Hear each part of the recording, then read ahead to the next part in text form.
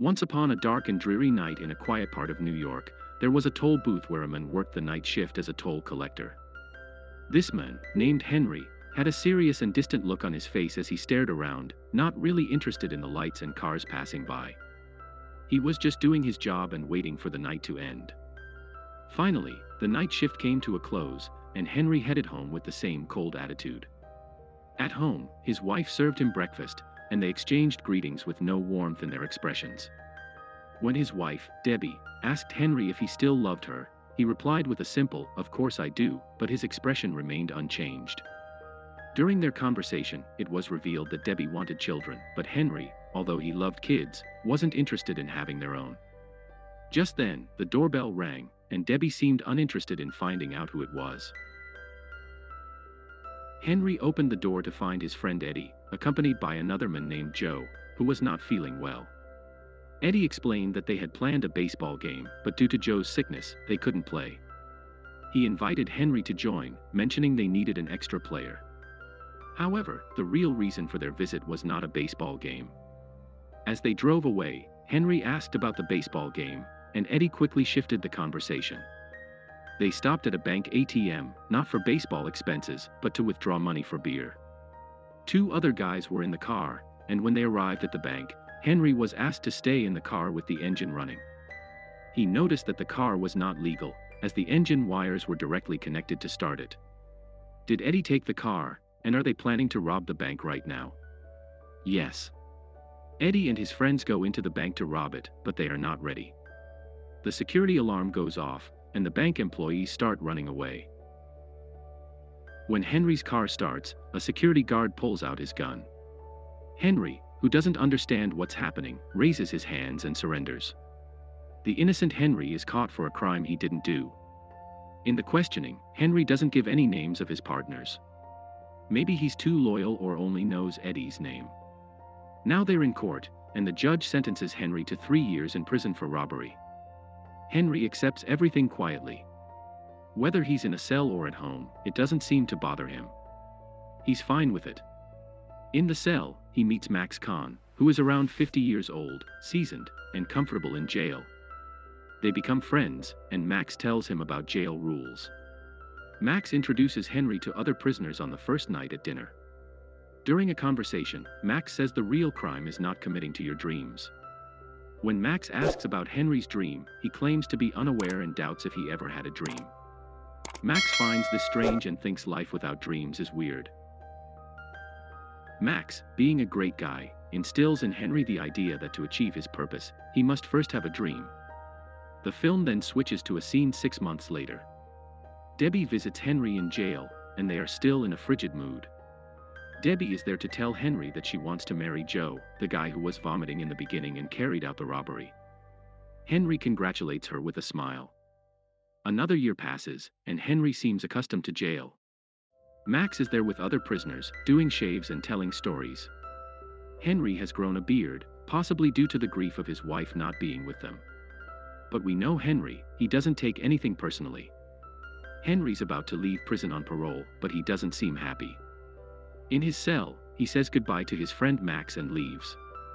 Henry looks unsure about where to go, so he goes to Debbie's old house.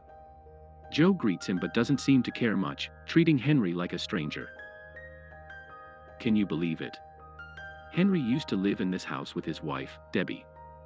Now, fate played a trick, and he's like a stranger. Debbie gives him a beer but surprises him by not being pregnant.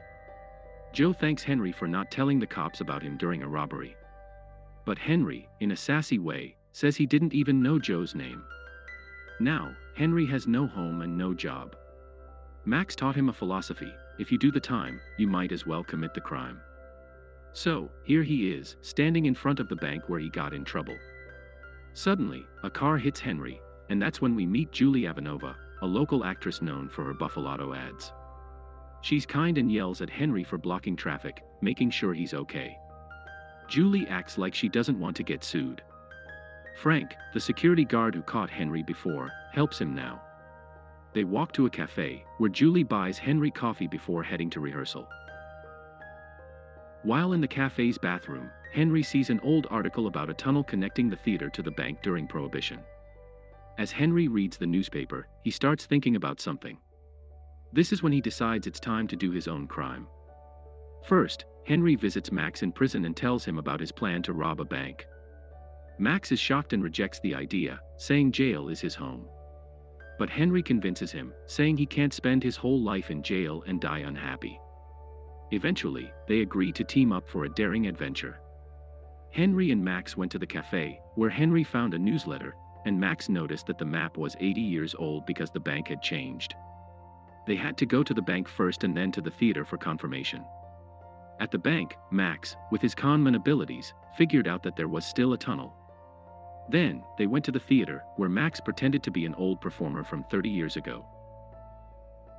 Henry introduced Max to Julie, and with Julie's help, Max toured the whole theater.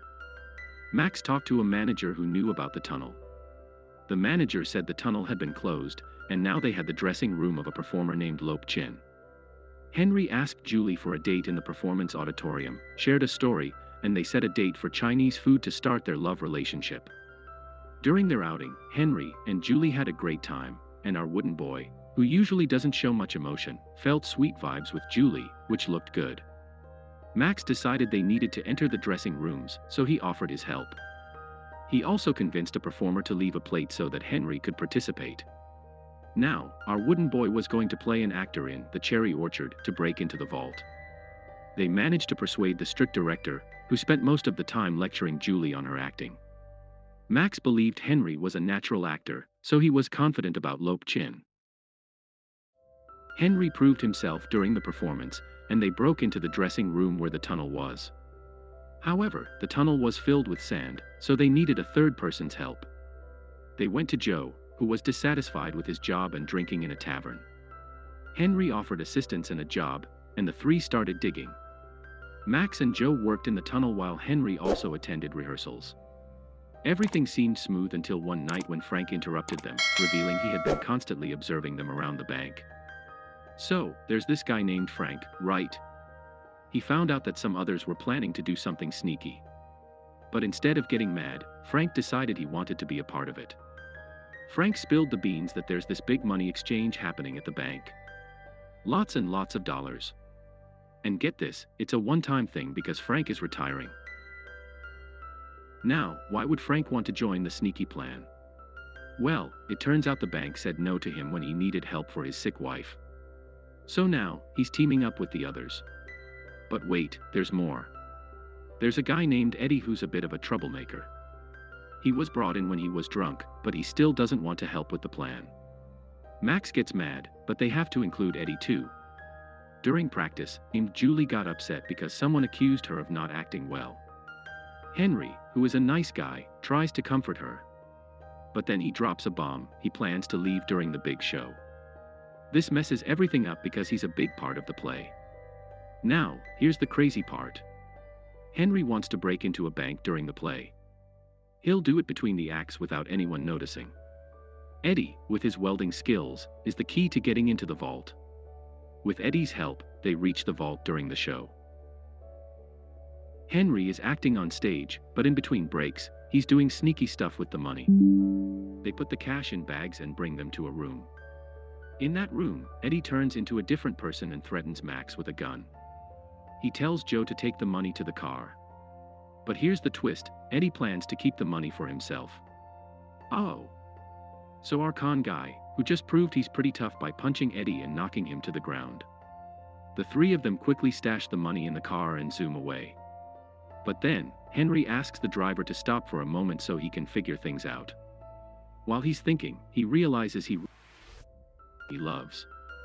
In a rush, Henry goes back inside the theater where Julie is performing in the last part of the play called Cherry Orchards, and spills out his deep love for Julie.